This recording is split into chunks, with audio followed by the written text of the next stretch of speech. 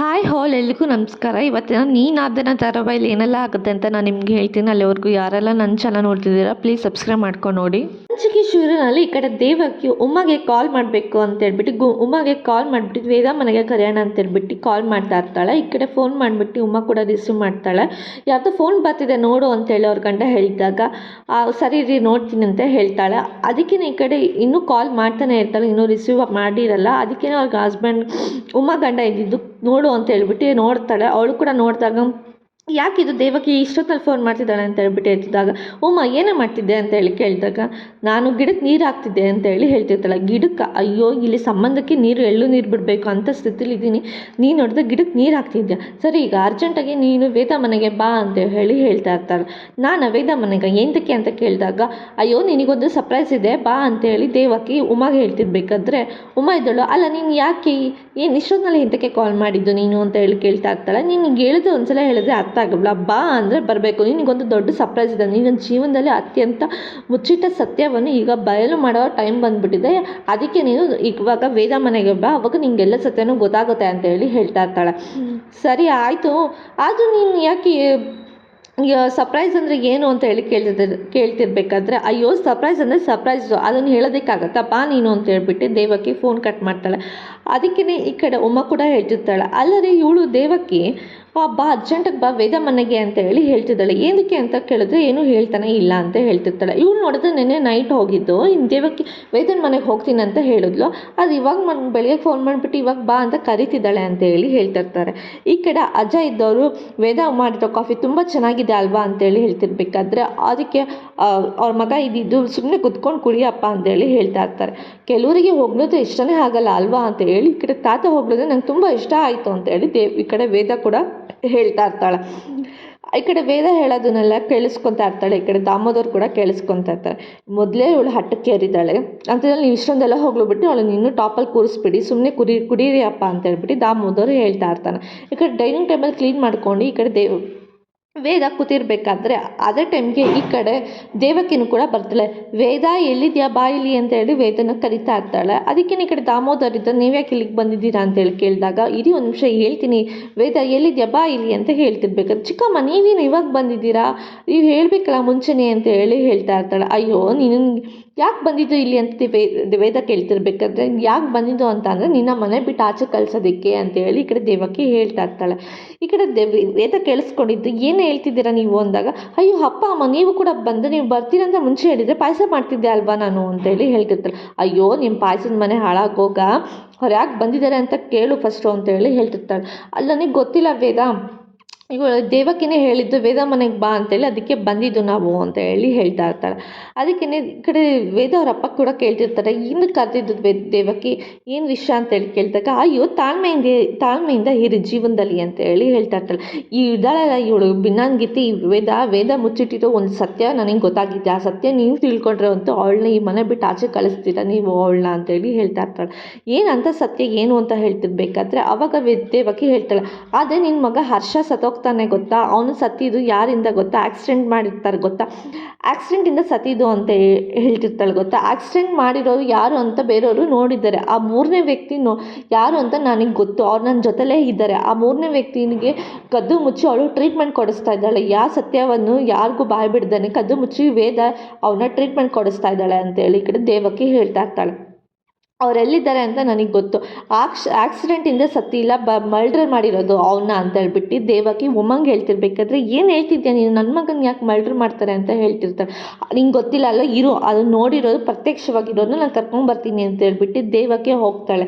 ಏನು ಹೇಳ್ತಿದ್ದಾಳೆ ಇವಳು ಒಂದು ಅರ್ಥ ಆಗ್ತಿಲ್ಲ ಅಂತೇಳಿ ಉಮಾ ಹೇಳ್ತಾ ಇರಬೇಕಾದ್ರೆ ಅಯ್ಯೋ ಒಂದು ನಿಮಿಷ ಇರಮ್ಮ ಅಂತ ಹೇಳ್ತಿರ್ಬೇಕಾದ್ರೆ ಅಯ್ಯೋ ಲಕ್ಷ್ಮಮ್ಮ ನೀವು ಯಾಕೆ ಇಲ್ಲಿಗೆ ಬಂದಿದ್ದೀರಾ ಅಂತ ಹೇಳಿ ಈ ಕಡೆ ದೇವಕಿ ಕರ್ಕೊಬಂದಿರೋರನ್ನ ತಪ್ಕೊಂಡು ಈ ಕಡೆ ನಗ್ತಾ ಇರ್ತಾಳೆ. ಈ ಕಡೆ ವೇದನೂ ಕೂಡ ಅಬ್ಬಬ್ಬ ಹೇಗಿದೆ ಚೆನ್ನಾಗಿದ್ದೀರಾ, ನೀವು ಡಿಸ್ಚಾರ್ಜ್ ಆಗಿರೋ ನನಗೆ ಗೊತ್ತೇ ಇಲ್ಲ, ಬನ್ನಿ ತಿಂಡಿ ತಿನ್ನಿ ಅಂತ ಹೇಳಿ ಹೇಳ್ತಿರ್ಬೇಕಾದ್ರೆ ನಿನ್ನ ತಿಂಡಿ ಮನೆ ಹಾಳಾಗೋಯ್ತು, ಸ್ವಲ್ಪ ಹೊತ್ತು ಸುಮ್ಮನೆ ಇರು, ನಾನು ಯಾಕೆ ಇವನ್ನ ಕರ್ಕೊಂಡ್ಬಂದಿದ್ದೀನಿ ಅಂತಂದರೆ ನಾನು ದುಡ್ಡು ಕೊಟ್ಟು ಡಿಸ್ಚಾರ್ಜ್ ಮಾಡ್ಕೊಂಡು ಇವನ್ನ ಕರ್ಕೊಂಡು ಬಂದಿರೋದು ಇಲ್ಲಿಗೆ ಅಂತ ಹೇಳಿ ಈ ಕಡೆ ದೇವಕಿ ಹೇಳ್ತಿರ್ಬೇಕಾದ್ರೆ ಉಮಾ ಇದ್ದಳು ಯಾಕೆ ಇವನ್ನ ಕರ್ಕೊಂಡ್ಬಂದಿದ್ದೆ ಯಾರು ಇವರು ಅಂತ ಹೇಳ್ತಿರ್ಬೇಕಾದ್ರೆ ನಿನ್ನ ಮಗ ಆಕ್ಸಿಡೆಂಟ್ ಆಗಿ ಸತ್ತಿದ್ದು ಅಂತ ಹೇಳಿ ಹೇಳಿದ್ರು ಅಲ್ವಾ, ಆ ಆಕ್ಸಿಡೆಂಟ್ ಮಾಡಿದ್ದು ಯಾರು ಅನ್ನೋದು ಇವ್ರಿಗೆ ಗೊತ್ತು, ಇವ್ರಿಗೆ ಪ್ರತ್ಯಕ್ಷವಾಗಿ ನೋಡಿದ್ದಾರೆ, ಅದರಿಂದ ಇವ್ರು ಕೋಮಾ ಸ್ಟೇಜ್ ಹೋಗಿ ಅಡ್ಮಿಂಟ್ ಆಗಿದ್ರು ಅಂತ ಹೇಳಿ ಹೇಳ್ತಾ ಹೇಳ್ತಾ ಇರ್ತಾರೆ. ಅದಕ್ಕೆ ಇದನ್ನೆಲ್ಲ ಗೊತ್ತಿರೋ ವಿಷಯ ಈ ಕಡೆ ವೇದಂಗೆ ಇದನ್ನೆಲ್ಲ ವಿಷಯ ಗೊತ್ತು. ಇವ್ರನ್ನ ಬಚ್ಚಿಟ್ಟು ಟ್ರೀಟ್ಮೆಂಟ್ ಕೊಡಿಸ್ತಾ ಇದ್ಲು. ಕೋಮಾಗಿ ಹೋಗಿದ್ದು ಇವರೇ ಟ್ರೀಟ್ಮೆಂಟ್ ಕೊಡಿಸ್ತಾ ಇದ್ದಿದ್ದು ಇವಳಿಗೆಲ್ಲ ಸತ್ಯನೂ ಗೊತ್ತು. ಆದರೂ ಯಾವ ಸತ್ಯನೂ ಗೊತ್ತಿಲ್ಲ ಅನ್ನೋ ಥರ ನಿಮ್ಮ ಹತ್ರ ನಾಟಕ ಆಡ್ತಿದ್ದಾಳೆ ಅಂತಿರ್ಬೇಕಾದ್ರೆ ಏನು ನಡೀತಿದೆ ಇಲ್ಲಿ ಅಂತೇಳಿ ದಾಮೋದರ್ ಕೇಳ್ತಾ ಇರ್ತಾನೆ. ಅಯ್ಯೋ ದಾಮೋದರ್ ಸುಮ್ಮನೆ ರೀ, ನೀವು ಅಂದ್ಕೊಂಡಂಗೆ ಇವಳು ಬಿನಾಂಗಿರ್ತಿ ಇವಳಿದಾಳಲ್ಲ, ಇವಳು ನಿಜವಾದ ಮಗಳೇ ಅಲ್ವೇ ಅಲ್ಲ. ಇವರು ಅವ್ರ ಅತ್ತೆ ಮಾವ ಅಂದರೆ ಇವ್ರ ಮಗನ ಮದುವೆ ಆಗೋದಕ್ಕೆ ಅಂತೇಳ್ಬಿಟ್ಟು ಇವಳು ಬಂದಿರೋದು. ಇವಳು ಒಬ್ಳು ಅನಾಥಾಶ್ರಮದಲ್ಲಿ ಬೆಳೆದಿರೋದು. ಇವಳೊಬ್ಳು ಅನಾಥೆ ವೇದ.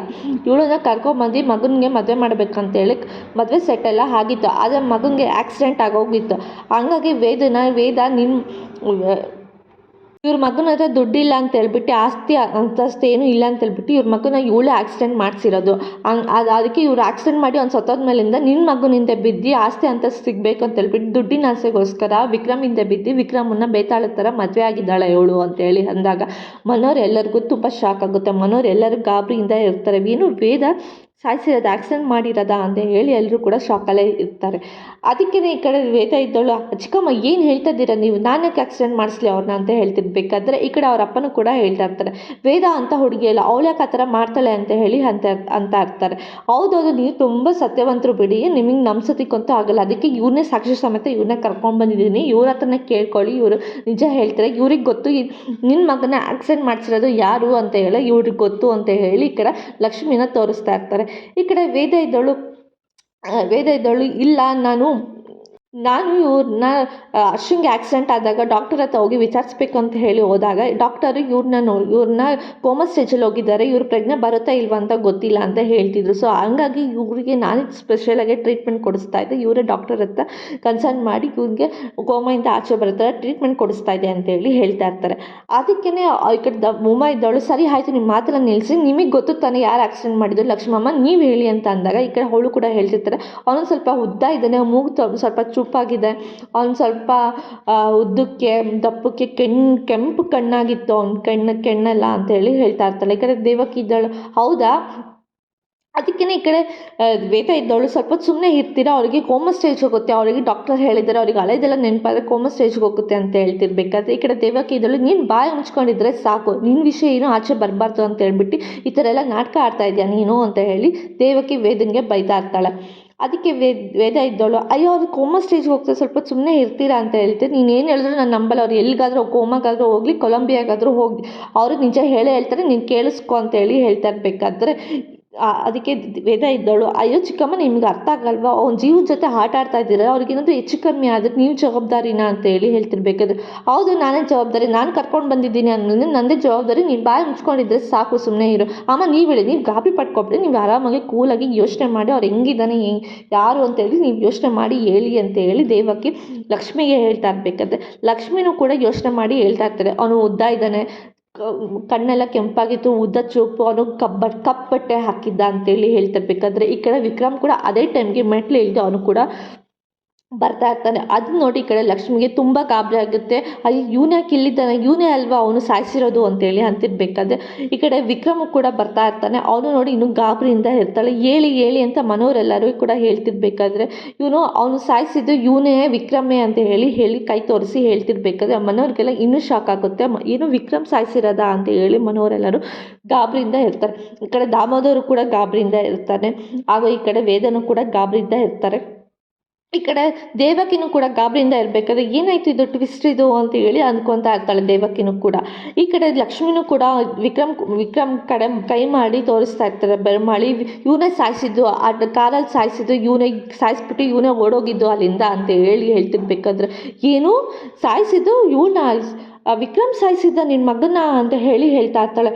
ನೋಡಿದ್ರಾ ಇವಾಗ ಗೊತ್ತಾಯ್ತಾ ನಿಜ ಎಲ್ಲ, ಪ್ರದೀಪ್ನ ಅಂದರೆ ಅರ್ಶಿನ ಸಾಯಿಸ್ಬಿಟ್ಟು ಓಡೋಗಿರೋದು ವಿಕ್ರಮೇ ಅಂತ ಹೇಳಿ ಈ ಕಡೆ ದೇವಕಿ ಹೇಳ್ತಿರ್ಬೇಕಾದ್ರೆ ಈ ಕಡೆ ಲಕ್ಷ್ಮಿಗೆ ತುಂಬ ತಲೆ ಸುತ್ತು ಬಿದ್ದುಬಿಡ್ತಾಳೆ. ಅತ್ತೆ ಬನ್ನಿ ಇಲ್ಲಿ ಒಂದು ನಿಮಿಷ ಅಂತ ಹೇಳ್ಬಿಟ್ಟು ಈ ಕಡೆ ಶಕುಂತಲನೂ ಕೂಡ ಹೋಗ್ತಾಳೆ. ಇಬ್ಬರು ಕೂಡ ಎಚ್ಚರ ಮಾಡೋದಕ್ಕೆ ನೋಡ್ತಾ ಇರ್ತಾರೆ.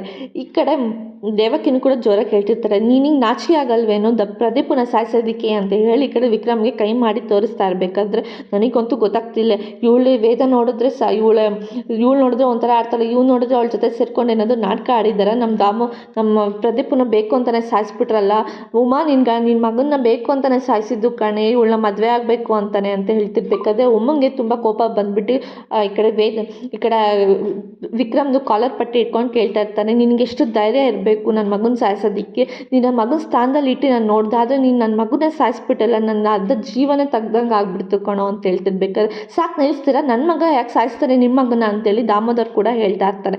ಅಯ್ಯೋ ಸುಮ್ಮನಿರಪ್ಪ ನೀನು, ನಮ್ಮ ಮನೆ ಮಗನ ನಾವು ಕಳ್ಕೊಂಡು ನಾವು ದುಃಖದಲ್ಲಿ ಇದ್ದೀವಿ ಅಂದಮೇಲಿಂದ ನಿಮ್ಮ ಮಗನ ಸಾಯಿಸಿರೋದು ಅಂತ ಹೇಳಿದ್ರು ನಂಬ್ತಿಲ್ಲ ಅಲ್ವಾ, ಹೇಗೆ ನಿನ್ನ ಮಗನ ಬಚಾವ್ ಮಾಡೋದಕ್ಕೆ ನೋಡ್ತಾ ಇದೀಯ ನೀನು ಅಂತ ಹೇಳ್ಬಿಟ್ಟು ಈ ಕಡೆ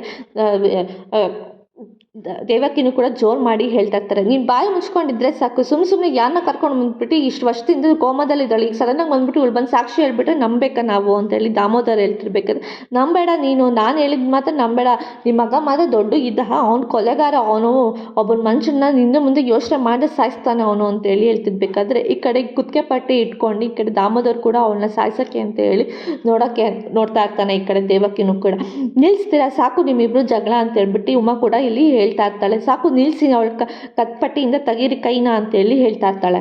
ಇವತ್ತಿನ ಸಂಚಿಕೆಯಲ್ಲಿಗೆ ಮುಕ್ತ ಆಯಿತು. ನಾಳಿನ ಸಂಚಿಕೆಯಲ್ಲಿ ಏನಾಯಿತು ಅಂತ ಹೇಳ್ತೀನಿ. ಅಲ್ಲಿವರೆಗೂ take care, bye bye, thanks for watching.